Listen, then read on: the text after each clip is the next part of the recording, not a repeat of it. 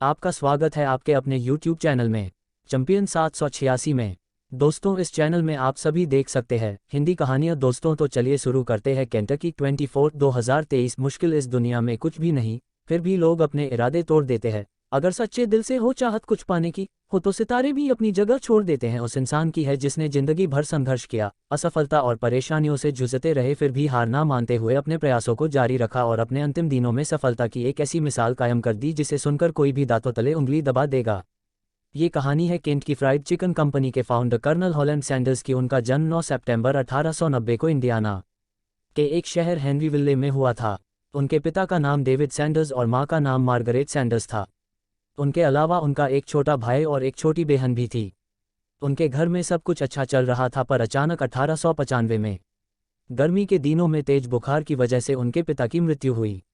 उस समय सैंडर्स केवल 5 साल के थे। पिता के मृत्यु के बाद घर की आर्थिक स्थिति खराब हो रही थी, जिसकी वजह से सैंडर्स की मां को बाहर फैक्ट्री में जाकर काम करना पड़ रहा था और सैंडर्स के ऊपर इतनी कम उम्र में अपने भाई बहन के देखरेख की जिम्मेदारी आ गई। उन्हीं कठिन दिनों में उनकी मां मार्गरेट ने उन्हें खाना बनना भी सिखा दिया और सिर्फ 7 साल के उम्र में ही वे खाना बनाना में भी माहिर हो गए। खाने में उन्हें चिकन बनाना शुरू से ही पसंद था।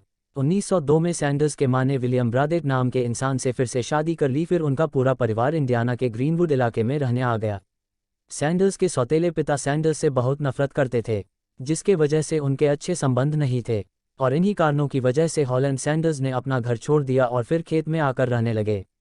घर छोड़ने के बाद उनकी पढ़ाई भी छूट गई। 13 साल की उम्र में वे इंडियाना के पोलाइस शहर में आ गए, जहां उन्होंने घोड़ा गाड़ी पे पेंटिंग का काम करना शुरू कर दिया। कुछ दिनों बाद वो काम छोड़ दिया और 1906 में इंडियाना के ऑल्बेनी में आकर अपने अंकल के साथ रहने लगे। उनके अंकल स्ट्रीट कार की एक कंपनी के लिए काम करते थे और उन्हीं के मदद से सैंडर्स को कंडक्टर की नौकरी मिल गई। इसी बीच उन्होंने रेलवे में फायरमैन की नौकरी भी की। फायरमैन की नौकरी करते समय ही उनकी मुलाकात जोसेफिन नाम की लड़की से हुई, जिससे उन्होंने 1909 में करीब 19 साल के उम्र में शादी कर ली। जोसेफ से उनको एक लड़का और 2 लड़कियां हुई। अब ऐसा लग रहा था कि सैंडर्स की जिंदगी अब पटरी पर लौट रही है। तभी एक सहयोगी से झगड़ा होने के बाद उन्हें नौकरी से निकल दिया और उसके बाद उनकी पत्नी भी अपने बच्चों के साथ उन्हें छोड़कर गई। इस बात का उनके दिल पर बहुत गहरा असर हुआ। वो दिन ब दिन टूटते जा रहे थे, लेकिन उन्होंने अपने आप को संभाला और नौकरी की तलाश शुरू कर दी। उन्होंने अलग अलग तरह के काम करके अपना पेट पालना शुरू कर दिया। बहुत सारे बिजनेस किए, पर हर जगह वे असफल रहे।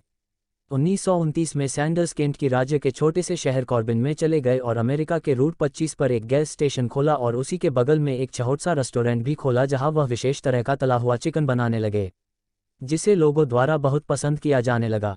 लोगों द्वारा पसंद करने के कारण उन्होंने उस बिजनेस को और बड़ा करने का सोचा और होटल अच्छे से चलाने के लिए कॉर्नेल यूनिवर्सिटी से 8 सप्ताह का होटल मैनेजमेंट का कोर्स किया। हॉलैंड सैंडर्स द्वारा बनाया चिकन केंटकी के गवर्नर को इतना पसंद आया कि उन्होंने सैंडर्स को कर्नल की उपाधि दे डाली और तभी से हॉलैंड सैंडर्स के आईएच कर्नल जुड़ने लगा।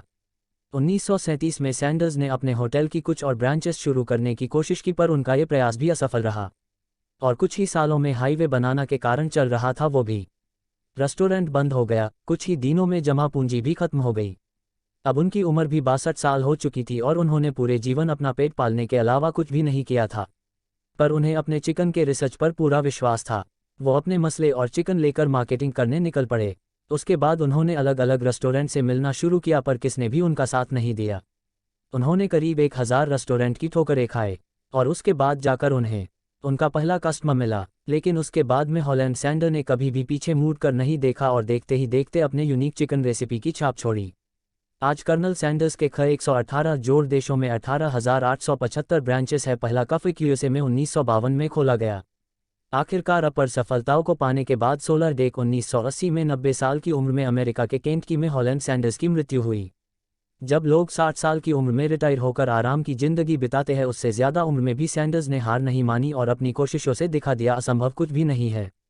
हम आपको हर वीडियो में सच्चा ज्ञान और अच्छी सीख दिखाने की पूरी कोशिश करेंगे। इन कहानियों का उद्देश्य किसी को व्यक्तिगत ठेस पहुंचाना नहीं है, बल्कि हमारा यही प्रयास है कि इन कहानियों के माध्यम से आपको कुछ सीखने को मिले और आपका मनोरंजन हो सके।